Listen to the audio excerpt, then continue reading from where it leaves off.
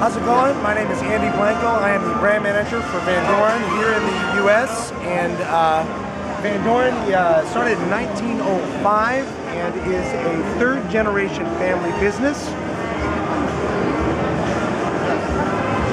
Started by Eugene Vandoren, who was a clarinetist in the Paris Opera, and he'd make his own reeds.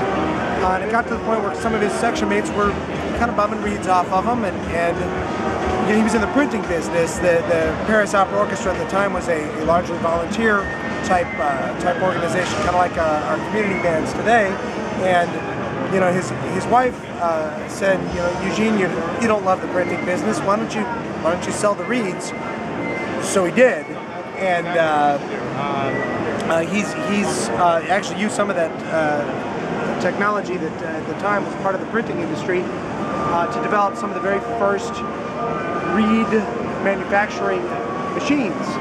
Our current president, Bernard Vandoren, is a brilliant engineer, farmer that understands the agriculture of cane, and he's invented a lot of the mouthpieces and ligatures and reed cuts that you see in stores today. New for 2014 in the jazz world, players around the world, certainly in this country, spend a lot of money on vintage metal tenor sax mouthpieces. Certain brands will fetch $1,000, $1,500, $2,000.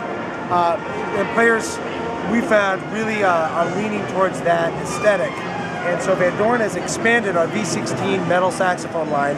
We've not discontinued the old ones, but we've redesignated them as the small chamber. And now there's a medium and large chamber as well. And then we've renumbered them into a simpler numbering system, 5, 6, 7, 8, 9. And now a small, a medium, and a large chamber. A medium chamber for that aesthetic from the 50s, the 60s, and then the large chamber for that more 1940s kind of sound. And then the small chamber, which is more focused and kind of a more modern type sound.